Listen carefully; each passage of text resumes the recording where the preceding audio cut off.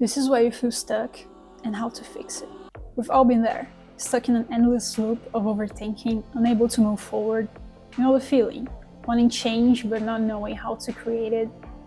Sometimes being able to even see where you want to be, but feeling like there is an invisible wall between you and your goals. It's frustrating, but what if I told you that breaking free isn't just in your mind, but in your body too? Feeling stuck isn't just about frustration, it's a neurological state. When we repeat behaviors, our brain forms deep neural grooves, making change difficult. Meanwhile, the amygdala, our fear center, often overrides the prefrontal cortex, leading to decision paralysis. Can you believe that? Chronic stress can actually shrink the prefrontal cortex while enlarging the amygdala, making us favor safety over growth. The result? We catastrophize outcomes, freeze, and miss out on opportunities. Let's talk about common triggers that keep us stuck. First, perfectionism and fear of failure. Perfectionism isn't just about high standards, it's about tying your self-worth to achievement. Research from Dr. Thomas Curran at the London School of Economics shows that perfectionism has increased 33% in recent generations. And when perfect becomes the minimal acceptable standard, action becomes terrifying. There's also decision paralysis. In today's world, we face more options than ever before. Career paths, relationships, where to live, the possibilities can be overwhelming, and there's already a name for it. Psychologist Barry Schwartz calls this the paradox of choice, where more options actually decrease our satisfaction and ability to decide. Let's not forget external expectations. Because growing up, we internalize expectations from family, culture, and society about what success looks like. These often conflict with our authentic desires, creating internal friction that manifests as stagnation. Another aspect we can leave behind is comparison in a digital age. Social media presents curated versions of others' lives, creating unrealistic benchmarks. Studies show that the average person spends over 5 years of their life on social media, much of it comparing their behind the scenes to others' highlight reels.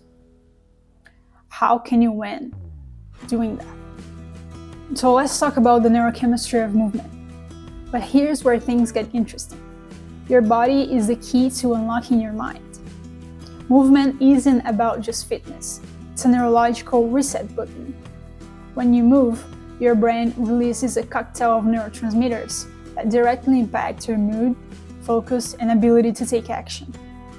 There's dopamine, motivation. It helps us with goal-directed behavior and gives you that I can do this feeling. Serotonin, the mood stabilizer. Higher levels of serotonin are linked to confidence and resilience, reducing the mental fog that keeps you stuck. And there's also endorphins, nature's painkillers. They lower stress and increase feelings of well-being, making it easier to shift out of a negative state. Now, this is all really cool and interesting, but how to actually get unstuck? 5-minute action rule. This technique bypasses our brain's resistance by making the first step impossibly small. Like choose one tiny action related to your goal that takes 5 minutes or less. The key is to make it extremely short. It tricks your brain into thinking that this doesn't count, allowing you to overcome inertia. Meanwhile, research from Harvard Health and Psychology Today shows that movement can disrupt the patterns that gets us feeling stuck, stimulating brain activity and boosting neurotransmitters that help us think clearly and act decisively. So start with an action so small that your brain doesn't resist it. The second thing is environment redesign. Neuroscience shows that environment cues trigger up to 45% of our daily behaviors. This means changing your environment can bypass willpower entirely. So try rearranging your living room or working space. Change your morning routine sequence. Take a different route to work. Temporarily relocate for a week or month if possible. Author James Clear discusses this in Atomic Habits, noting that the environment design is more powerful than self-control for creating change. Now, the third one is something I really like.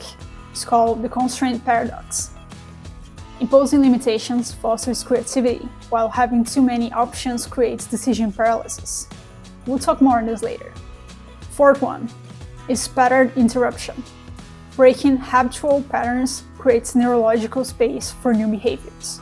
So you could try a 24-hour digital detox, say yes to something new, switch up your sleep schedule, go on a quick walk in the middle of the workday, if you can, of course.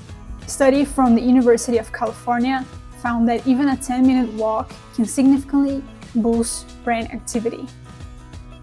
On top of that, research from Dr. Ellen Langer, who shows that even small disruptions create cognitive shifts that open new perspectives. So the thing is, feeling stuck isn't a life sentence, it's a state, and like any state, it can be shifted. The secret is action before clarity, because your mind and body aren't separate, they're a team. And through movement, you'll get mental clarity, creativity, and motivation. So next time you're feeling paralyzed by overthinking, don't wait for inspiration. Move. A small action, a tiny shift in your routine, or even a short walk can be the spark that changes everything. So remember, motion creates momentum. Once you start moving, your brain follows. So if you found this helpful and want to know more about the constraint paradox, you might really like this video. And see you next time.